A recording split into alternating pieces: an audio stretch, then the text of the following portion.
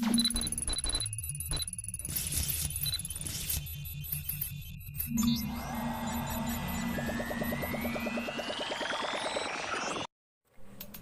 guys! Welcome to this video tutorial, and today I'm going to show you how to make a program using conditional statements, which are the if, else,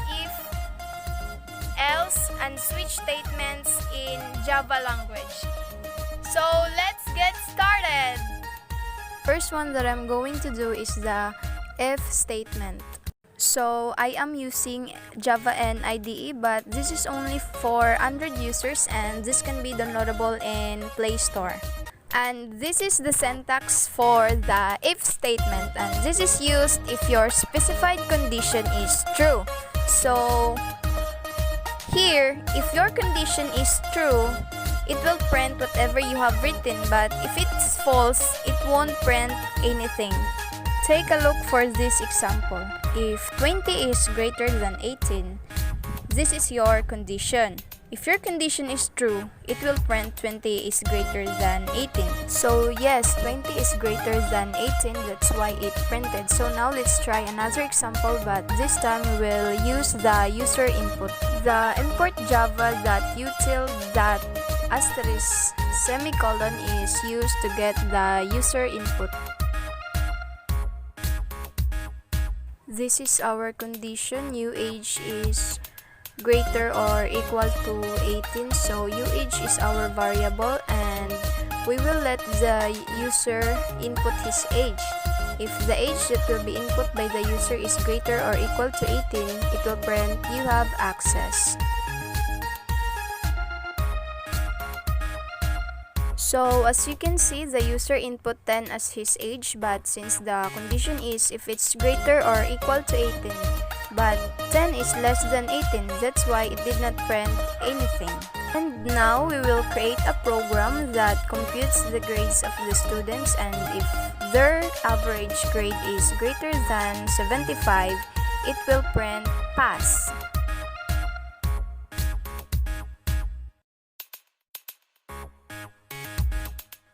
So average is the name of our variable, and it's in the double data type. Average equals midterm plus finals divided by 2 this is the formula to get the average grade of the student.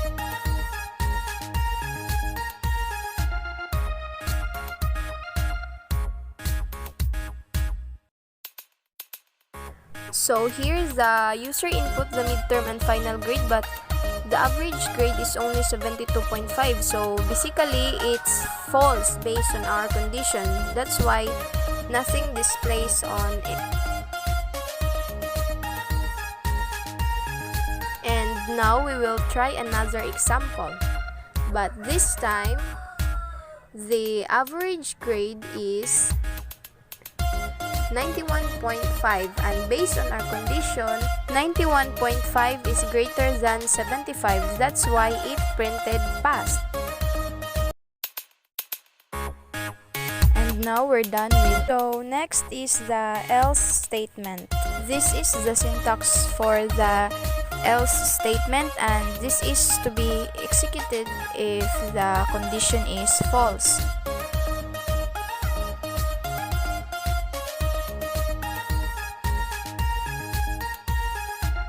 So just like this, we initialize the variable num with its corresponding value, which is 20, and after that it will check the condition.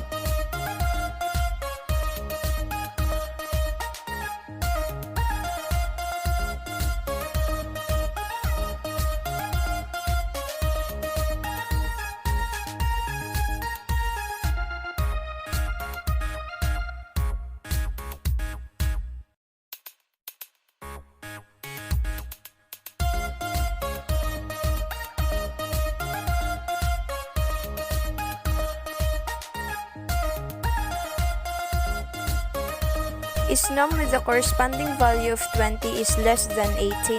If it's true, it will print 20 is less than 18, but if it's false, it will print no, it's greater than 18. But since 20 is greater than 18, therefore it is false, and because of this, we move on to the else condition and it printed it to the screen.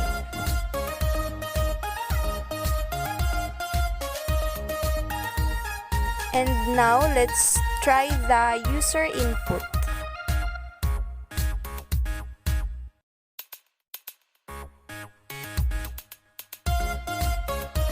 We will again let the user input his age. So the condition is, if age is greater than or equal to 18, it will print, you have access. But if not, if it is false, it will print access denied.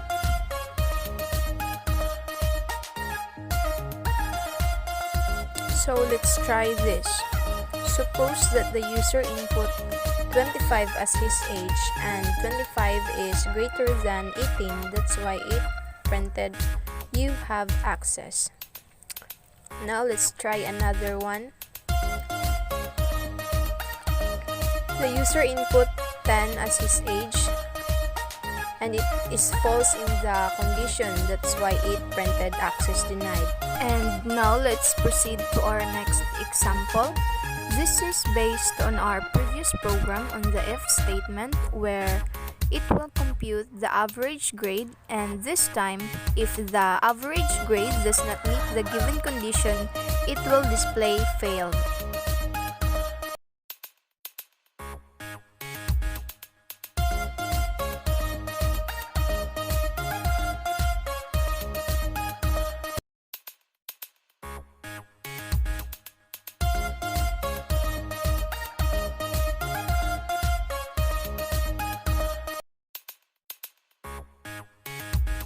So here it goes. The midterm grade of the student is 78 and the final grade is 89 with the average grade of 83.5, and 83.5 is greater than 75, therefore it is true. So let's try again, but this time the average grade is 73.5. Therefore, it is false. That's why it printed failed. And that's the end of our tutorial with if statement. So now we'll move on to the next statement, which is the else if statement. And this is its syntax. This is used to specify a new condition if the first condition is false.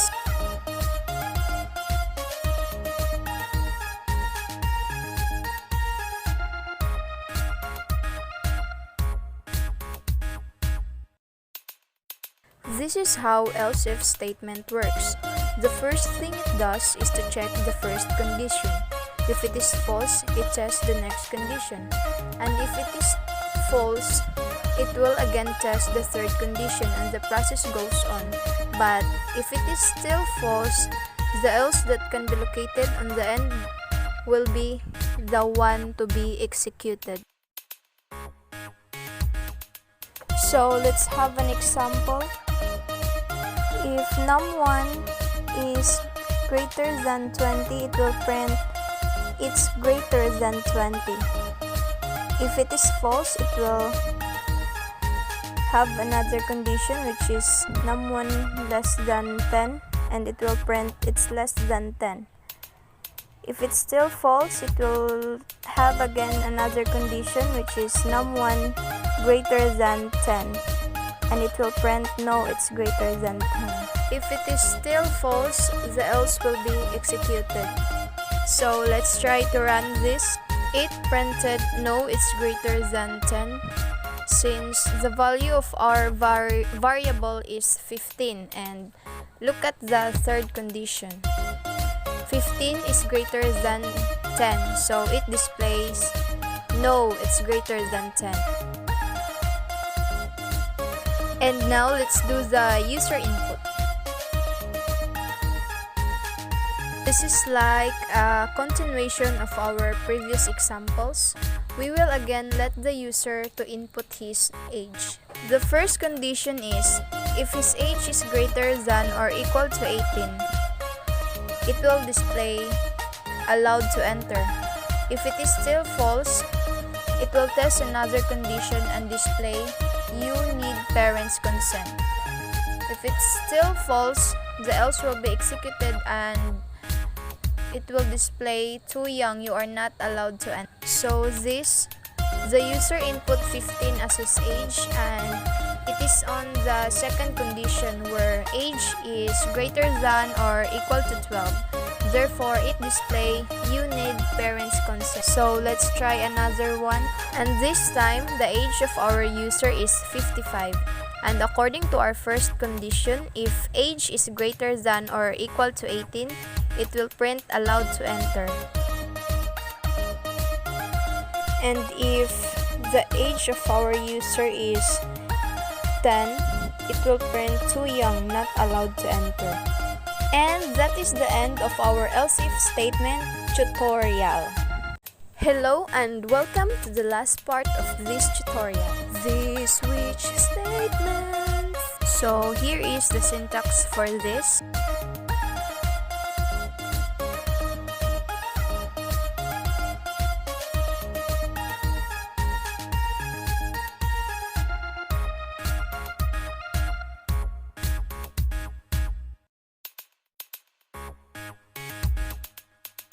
The switch expression is evaluated once, and then the value of the expression is compared with the values of each case. If there is a match, the associated block of code is executed. So as you can see, there is a break keyword there. That break keyword is used if the code reaches a break keyword, it breaks out of the switch too. And this will stop the execution of more code and case testing inside the block. When a match is found and the job is done, it's time for a break. There is no need for more testing. And on the last part of the syntax, you can notice that there is a default keyword. That default keyword specifies some code to run if there is no case match. Just like for example here. So our variable is day with a value of 5, and our cases is based on the days of the week. The Monday, the Tuesday, the Wednesday, Thursday, Friday, Saturday, Sunday, and yeah, that's all.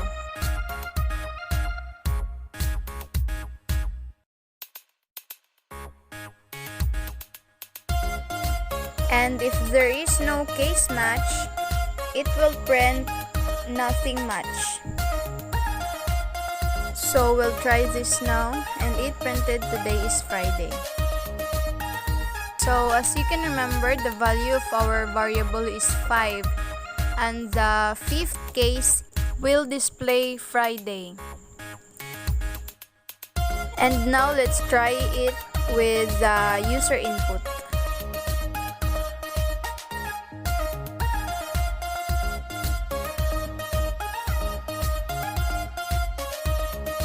Let's try to run this. The program is asking the user to enter month, date, and year, and at the end of this, it will display the full date. And this is the end of this video tutorial. I hope and pray that you learned something from this.